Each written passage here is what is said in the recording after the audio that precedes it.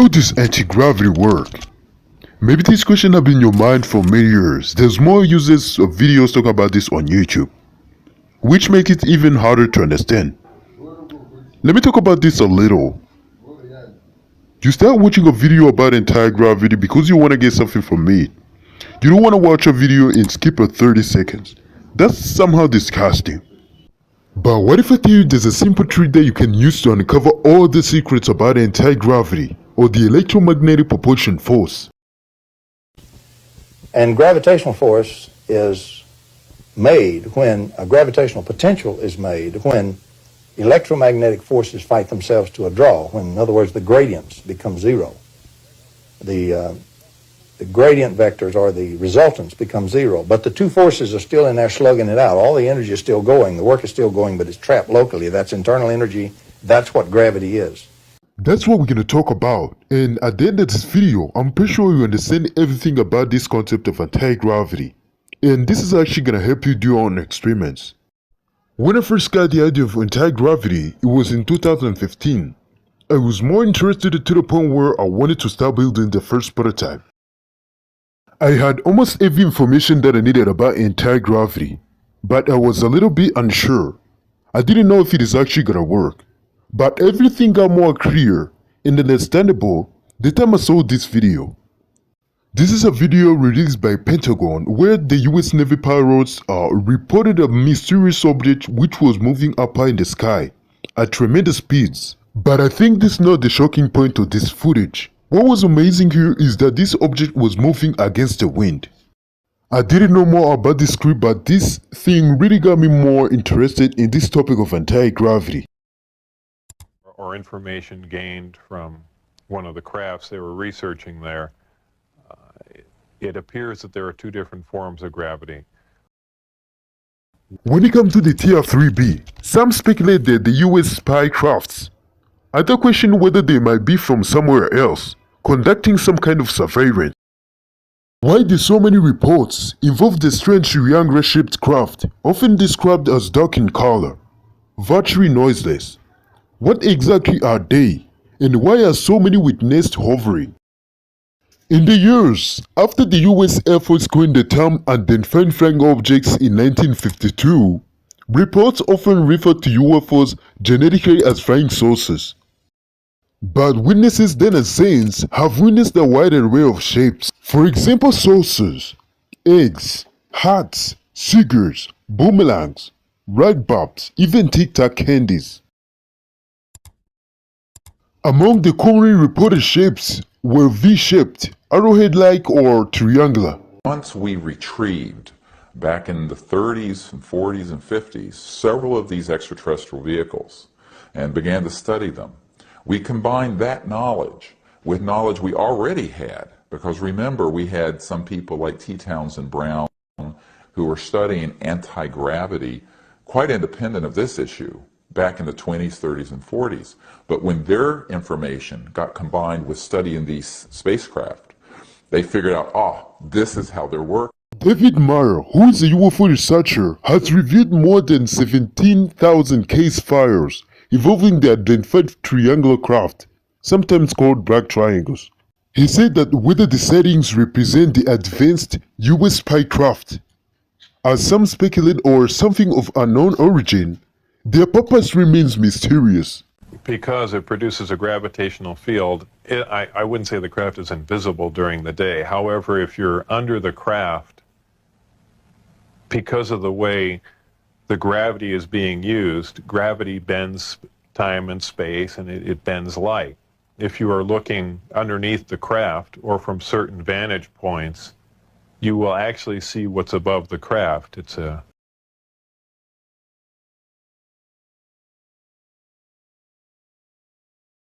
Chris Mellon, who is the former Deputy Assistant Secretary of Defense for Intelligence during the Clinton and George W. Bush administrations, said that there have been many instances in which these vehicles have been observed over bases operated by the Strategic Air Command. When it comes to the UFO, this is actually an international phenomenon. For example, in the 1950s, 60s, and 70s, triangular UFO reports hailed from across the US and beyond.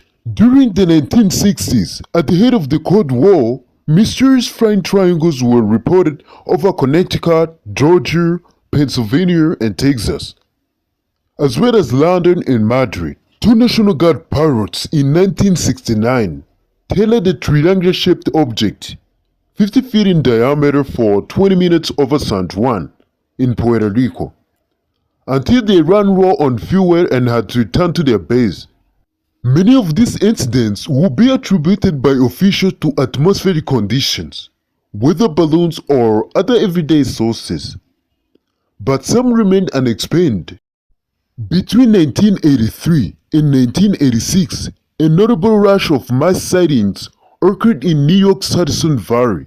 One witness, Kevin Solaveter, who is a retired lieutenant from the Yorktown Police Department, described the huge siren craft 100 yards from wingtip to wingtip, hovering low, witch-banked and made a 45 turn before speeding off. Later in the next year, a hacking triangular UFO hovering over a stretch of New York's Taconic Parkway prompted a huge traffic pileup as scores of motorists stopped to get a better look. Many witnesses describe what they perceive to be the craft's extraordinary abilities. One evening in the late November 1989, two police officers on patrol in Belgium, not far from the German border, spotted a null triangular object overhead. Later, hundreds of Belgians reported similar UFOs, described in news as a triangular object, with a bright lead center right, or as a flying platform with three huge searchlights. In March 1990, the Belgian Air Force sent up two F-16 fighter jets to get a closer look at one of the triangles that had been spotted on radar. Their onboard computers recorded the object's remarkable maneuverability and its ability to accelerate from 1,000 kilometers per hour, which is actually about 621 miles per hour, to 1,800 kilometers per hour, which is actually about 1,120 miles per hour, within seconds. What the computers registered exceeded the limits of conventional aviation, as the Belgian Air Force colonel told reporters. However, the extraordinary sights many witness is puzzling. The volume of sightings and the consistency of the craft's hovering behavior, combined with their unexplainable sudden accelerations, points away from the known military technology. This is about the TR-3B. Even though the US government tries to predict they don't know anything about this platform, the reality is that they are hiding something which is actually known. This is not only about just anti-gravity. When you even go to this phenomenon called time travel, it seems like the government have some information about it. According to the newly released Pentagon documents, time travel and anti-gravity technology are possible and could be used by humans to visit other worlds. In the recent article of The Sun, they claim to have obtained the real-life X-files as part of their Freedom of Information request into the Pentagon's secretive UFO program, which is called the Advanced Aviation Threat Identification Program. One document looks into how anti-gravity technology can be used to build planes and spacecraft, claiming that effects can be implemented by manipulating space-time. As the report says, it might be possible to produce exotic phenomena, such as faster-than-light travel, and time machines. After looking at various ways of controlling gravity, the study also suggests that wormholes in space-time could be used for interstellar travel. According to another file, future aerospace platforms might have propulsion systems that modify their surrounding space-time geometry to implement faster-than-light spaceflight, or produce levitation via anti-gravity. Other files examine how space rockets powered by nuclear weapons can build bridges between Earth-like planets in other solar systems. The nuclear-powered spaceships will be able to travel deep into our solar system and beyond, while remaining economically feasible. That this general had said during the presentation, one of the things that really stood out in Brad's mind was that he said that these vehicles were capable of light speed or better. So what I'm trying to show you is that all these phenomena are real and they do exist, but the current problem is our scientists and the governments. As Nikola Tesla said, the modern scientists think deeper instead of thinking clear. They publish a lot of equations that end up taking you nowhere. Let me talk about the governments. The US government does whatever it can to keep these stuffs a secret. Whoever tries to reveal the working principles of these flying objects is murdered. But today on KEIDIUM Physics, that's not gonna happen because we are going to dive into the secrets by which these flying platforms are really performing this anti-gravity phenomenon. Whether it's the OTCX-1, Ariane production vehicle, or the Silfake generator, everything about this anti-gravity phenomenon is going to be understood. But before we go any further, I know you're watching this video right now on a mobile or a computer. You want to know what is behind this mysterious anti-gravity phenomenon, and that is actually what's going to be revealed. But before you do that, click the subscribe button. KEIDIUM Physics is all about anti-gravity. We have 2,000 subscribers, but if you also click the subscribe button, you will be added to the list of people who get notified when I upload a new video about anti-gravity. This space-time, only you could flip several galaxies away. You could jump between galaxies. If we have a hyperspatial model, then simply by turning in another direction, a right angle, we would lose one dimension. When we turn 3 right angles, we lose all 3 dimensions. And that would be called full dematerialization. Let me talk about the wrong theory that I have learned back in the days when I started analyzing anti-gravity. I even think there is some of you who still believe this theory is real, even though it's not. The theory suggests that the Earth is a magnet with polarities, which means you can get gravitation whenever you arrange your electromagnetic polarities with the Earth's magnetic polarities. Do you believe that too? So I wondered if gravity could be related to its cousin magnetism.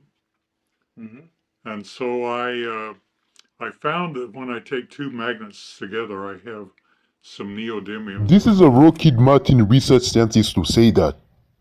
He said that gravity can be related to magnetism. According to how he explained this statement, talking about the magnetic poles, I think it should be easier than ever to repair the Earth's gravity, creating anti-gravity.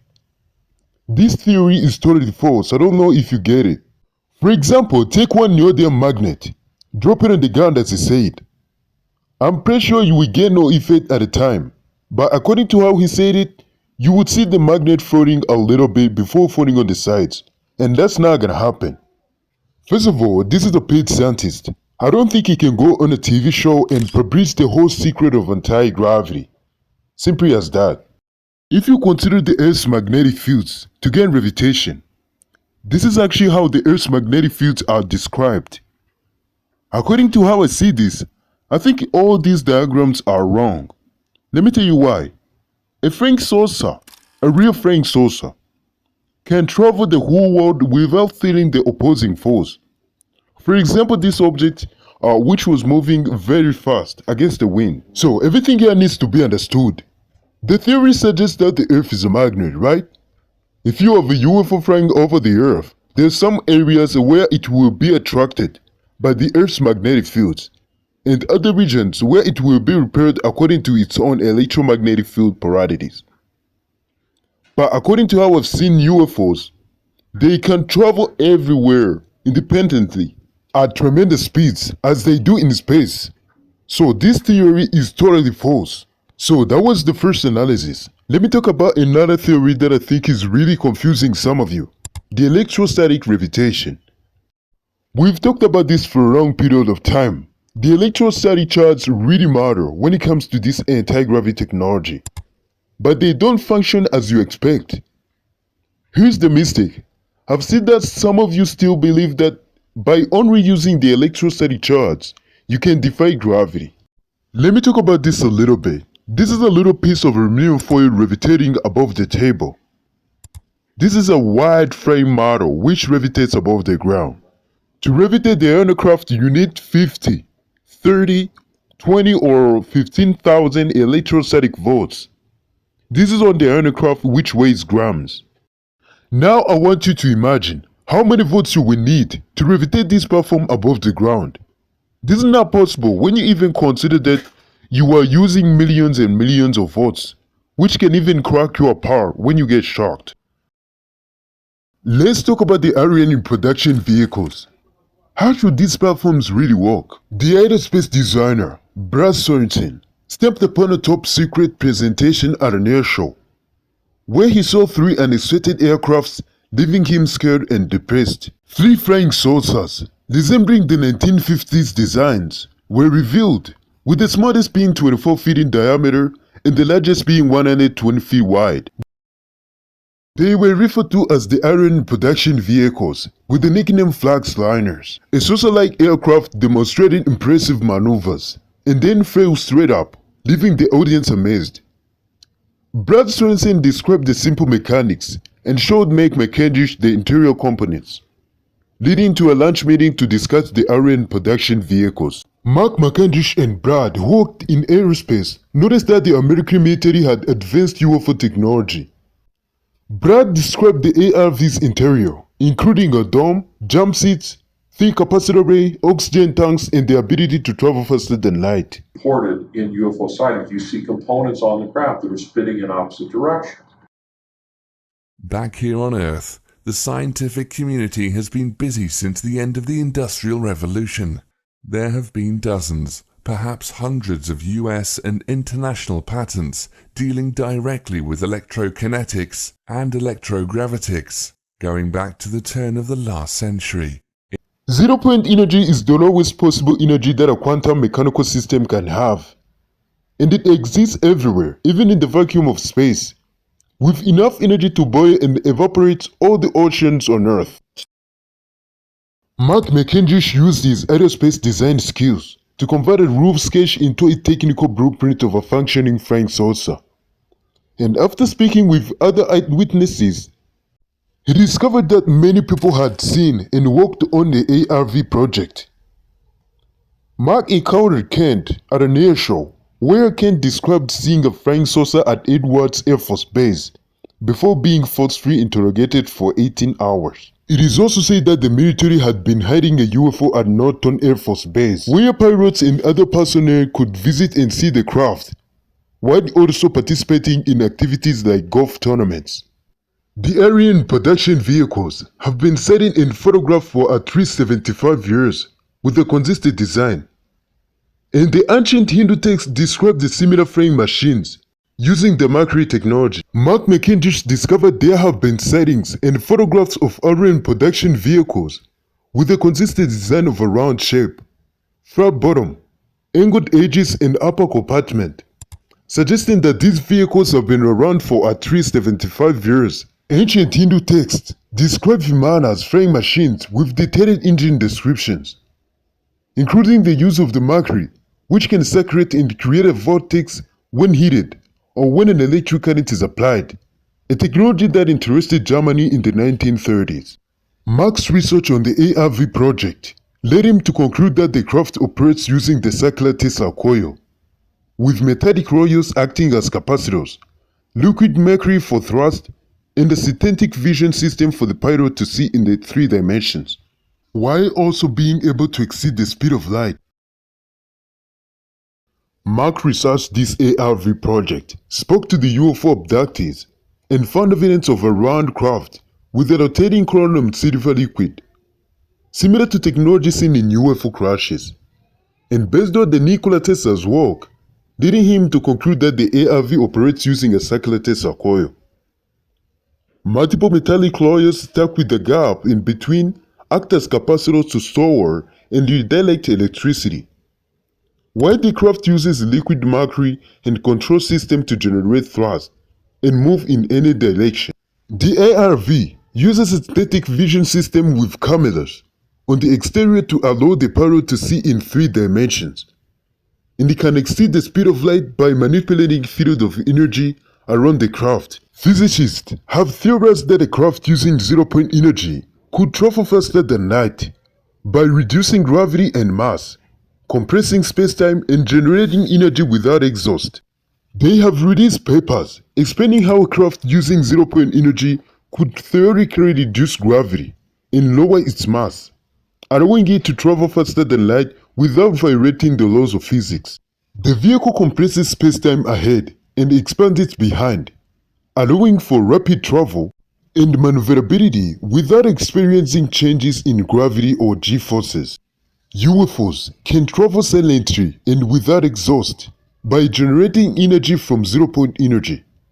The concept of zero-point energy, which is the ability to access and generate unlimited power from the ambient field of energy, is the basis of the Ariane production vehicle, a technology started from the extraterrestrial vehicles and manufactured by the human military intelligence.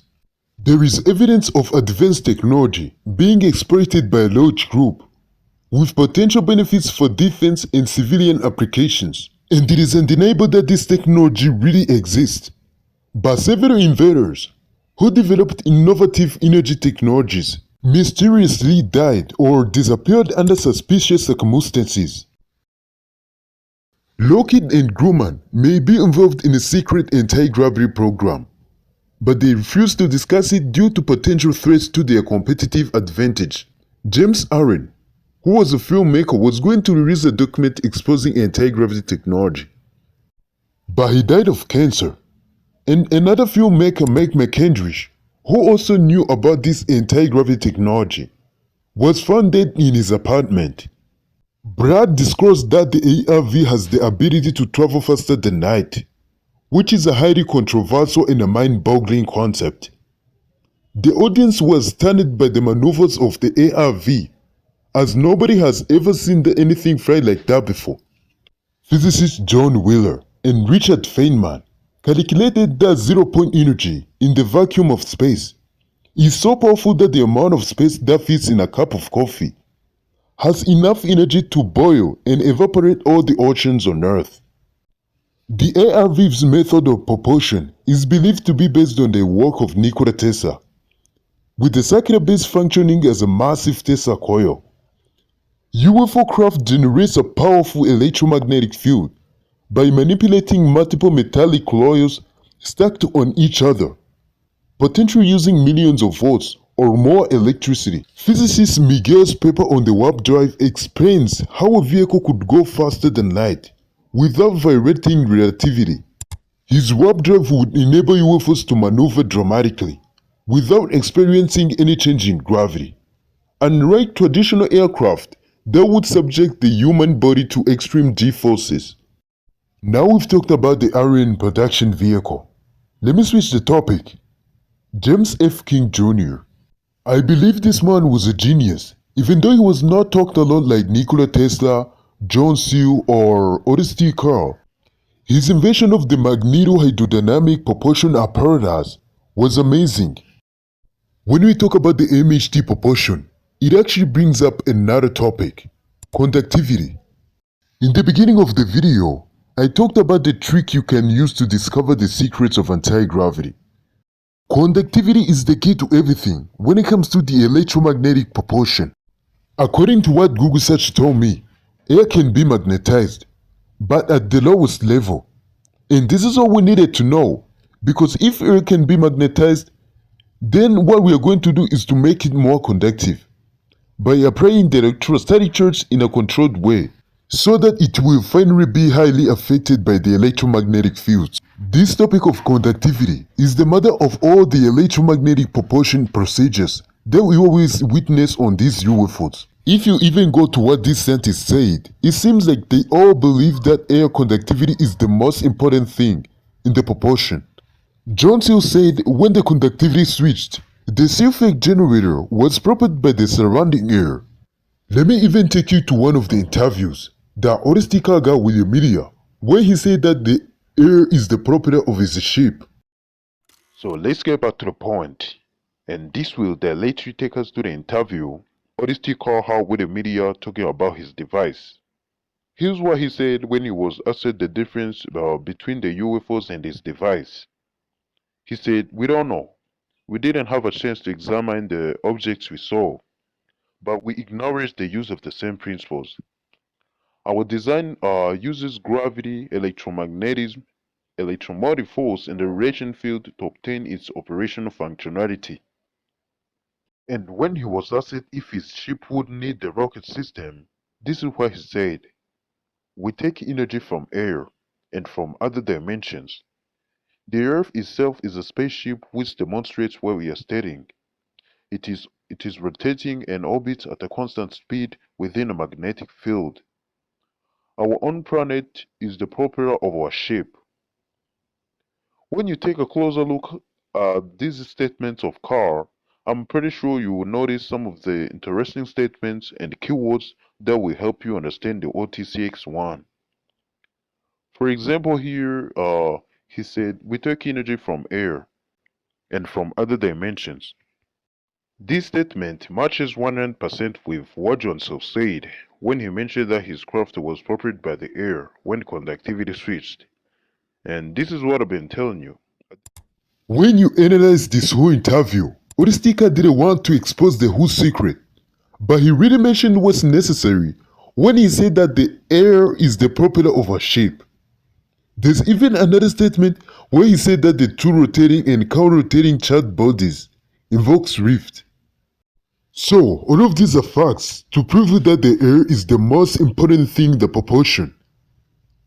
If you finally find a way to affect the conductive air in your experiments using the electromagnetic fields, that is the first step towards the success.